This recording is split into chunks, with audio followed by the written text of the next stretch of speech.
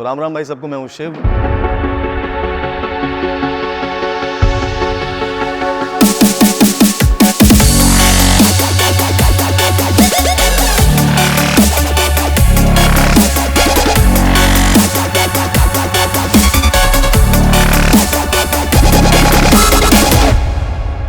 और आज हम लोग जो है आर्म रेसलिंग के कुछ बेसिक एक्सरसाइजेज, बेसिक रूल्स और थोड़ी सी इंजरीज और न्यूट्रिशन के बारे में भी बात करेंगे कि मेरी दिन भर में क्या डाइट रहती है, मैं क्या कंज्यूम करता हूँ जिससे मेरी स्ट्रेंथ बढ़ती है।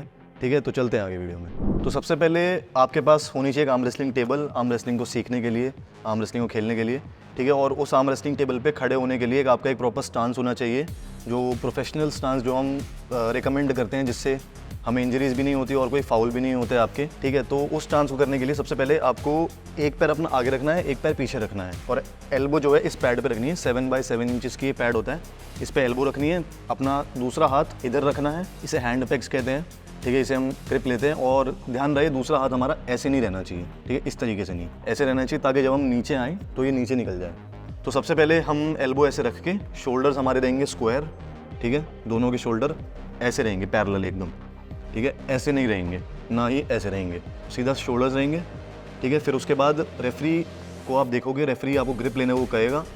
आप अपने पसंदीदा हिसाब से ग्रिप ले सकते हो जब तक रेफरी ग्रिप नहीं होती है। ठीक है, उस ग्रिप में भी कुछ रूल्स होते हैं कि आपको नकल, थंब नकल दिखनी चाहिए दोनों प्लेयर्स की।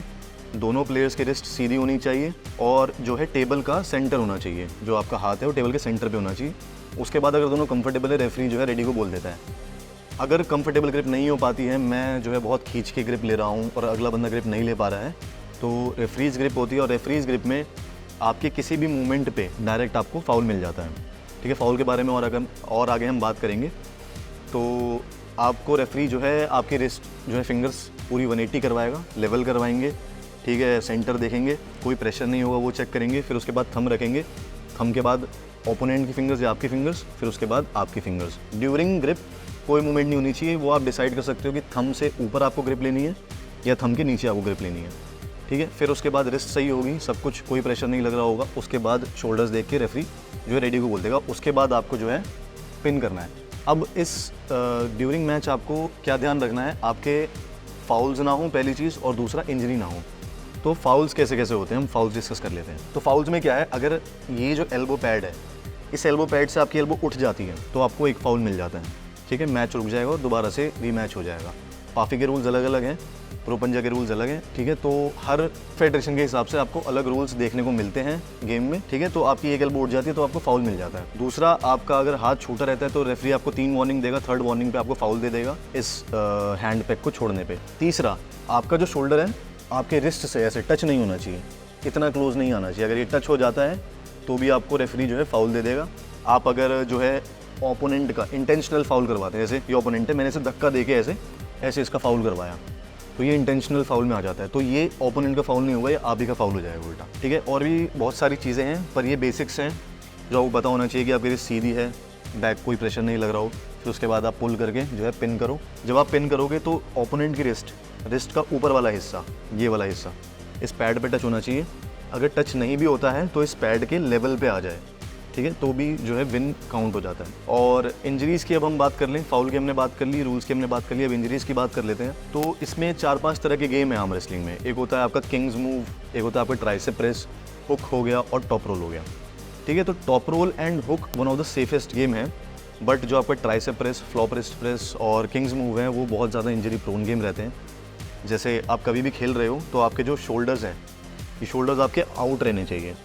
अगर शोल्डर आपके ऐसे अंदर रहेंगे और ये हाथ आपका बाहर जाएगा, मतलब अलाइनमेंट आपका ख़राब हो जाएगा, तो आपकी जो ह्यूमरस बोन है, ये बोन आपकी ट्विस्ट हो सकती है। ब्रेकिंग पॉइंट जिसे कहते हैं हम, कि कोई प्लेयर अगर देख नहीं रहा हाथ की तरफ ऐसे खेल रहा है तो ये ब्रेकिंग पॉइंट आ जाता है ऐसे।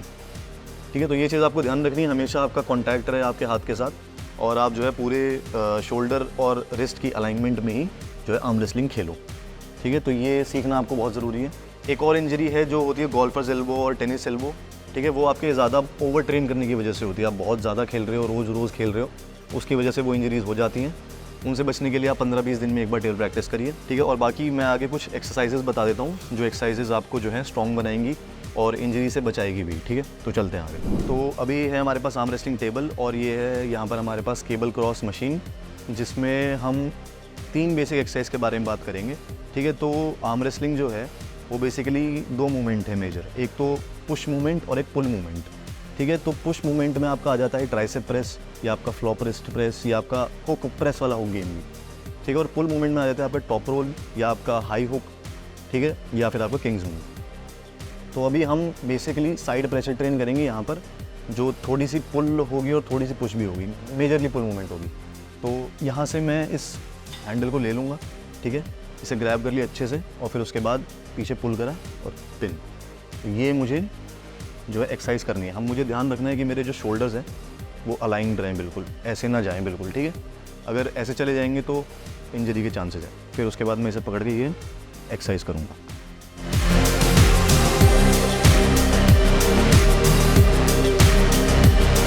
तो ये पुल मूवमेंट में कर रहा हूँ। अगर आप पुश मूवमेंट ट्रेन करना चाहते हो तो आप इस तरीके से करोगे। ठीक है, दूसरी एक्सरसाइज ही इसी पे हो जाएगी और वो है कपिंग। और वो कपिंग जो है बहुत ही मेजर पार्ट होता है आर्म रेसलिंग में, सबसे मेजर पार्ट। कपिंग के लिए आपको क्या करना है, मैक्सिमम जितनी आपको ग्रिप मिल जाए ग्रिप ले लो। आपको क्या करना है, पकड़ना है और अंदर ऐसे कप करना है। ये वाली मूवमेंट, ये पुलिंग मूवमेंट है पूरी।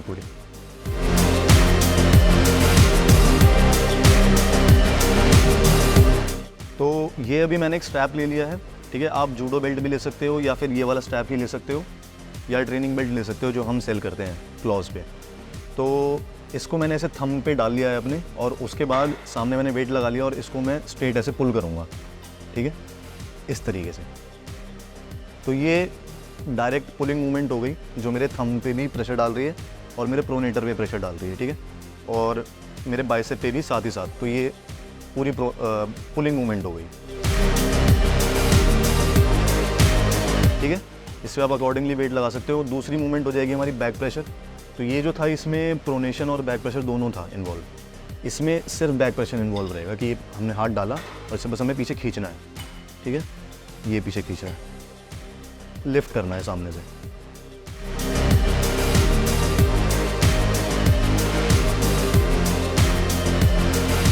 तो अगर आप लोग जिम नहीं जाते हो, आपके पास सिर्फ आर्म रेसलिंग टेबल है, तो आप टेबल पे भी एक्सरसाइज कर सकते हो। अगर नहीं है तो टेबल आप परचेज़ कर सकते हो मेरे लिंक के थ्रू। ठीक है, और इस पे हमारे पास अब हमने ये सपोज़ किया कि हमारे पास केबल नहीं है, जिम नहीं है, तो हम डंबल से एक्सरसाइज मारेंगे। ठीक है, तो मैंने 10 किलो का ले लिया है, अभी लाइट वेट लिया एकदम। इस पे एक हम कर सकते हैं डिफेंसिव हुक के लिए ट्रेन। वो नीचे जाके ऐसे इस तरीके से, ये पुलिंग मूवमेंट हो गई पूरी प्रोनेशन के साथ साथ। ठीक है, और दूसरा आप ट्रेन कर सकते हो इसमें अपना रिस्ट के लिए, कपिंग के लिए। डंबल यहाँ पर रखा इस जगह पे और सिर्फ इस पार्ट पे फोकस किया। तो फाइनली पूरा आर्म रेसलिंग का एक वर्कआउट करके हमने बेसिक रूल्स वगैरह सब कुछ आपको बता दिए हैं। ठीक है, तो आर्म रेसलिंग के पूरे बेसिक रूल्स वगैरह मैंने आपको बता दिए हैं। उसके बाद मैंने आपको इंजरीज़ के बारे में बताया है और एक्सरसाइजेज भी बताई हैं। तो इन सब के बाद एक जो चीज़ आ जाती है वो है आपका न्यूट्रिशन, आपकी डाइट, आप क्या कंज्यूम करते हो आफ्टर वर्कआउट। ठीक है, तो मैं अपना डाइट के बारे में डिस्कस कर लेता हूँ। तो मैं हूँ वेजिटेरियन। ठीक है, मैं प्योर वेजिटेरियन हूँ, वीगन नहीं हूँ मैं। तो मैं दिन भर में अपना जो है सीड्स वगैरह कंज्यूम करता हूँ। सनफ्लावर सीड्स हो गए, चिया सीड्स हो गए, पम्पकिन सीड्स हो गए। ठीक है, फिर उसके बाद ड्राई फ्रूट्स हैं, बादाम, काजू, किशमिश, छुआरे। दूध पीता हूँ मैं डेली। ठीक है, उसके बाद पनीर खाता हूँ मैं बहुत सारा। तो ये सब चीज़ें हैं, घर का खाना, रोटी, सब्जी। ठीक है, तो ये सब चीज़ें मैं रखता हूँ। और उसके बाद मैं रखता हूँ थोड़े अपने सप्लीमेंट्स, जिनमें आ जाता है मेरे थोड़े से कैल्शियम हो गए, मल्टीविटामिन्स हो गए। फिर उसके बाद प्रोटीन हो गया। प्रोटीन बहुत मेन सोर्स रहता है मेरी डाइट का, क्योंकि बहुत कम सर्विंग में ही बहुत ज़्यादा प्रोटीन मिल जाता है उससे। ठीक है, तो दिन के 2 सर्विंग प्रोटीन बहुत रहता है, इनफ रहता है। तो प्रोटीन के तौर पे मैं कंज्यूम करता हूँ ये बिग मसल्स का गोल्ड वे। ठीक है, तो इसमें आपको मिल जाता है इतना, 1 सेकेंड।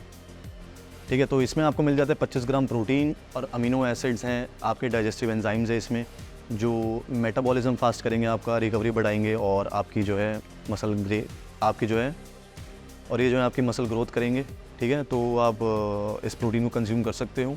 तो गाइज़ तो लास्ट की मैं एक बोनस टिप दे देता हूँ आपको, जिसमें ये रहेगा कि आर्म रेसलिंग में रेस्ट और डाइट बहुत बड़ा रोल प्ले करती हैं रैदर देन एक्सरसाइज। ठीक है, एक्सरसाइज आपकी रहेगी 30-40%, आपकी 60-70% आपकी डाइट और रेस्ट रहेगी, स्लीप रहेगी, ठीक है। तो अच्छी स्लीप लेना बहुत ज़रूरी है और अच्छी डाइट बहुत ज़रूरी है। तो ये सब चीज़ें आप कंज्यूम करते रहिए, ठीक है, और आर्म रेसलिंग में बहुत ज़्यादा ग्रोथ हो जाएगी। मिलते हैं अगली वीडियो में। अच्छी लगी वीडियो तो लाइक कर लेना। जय श्री राम।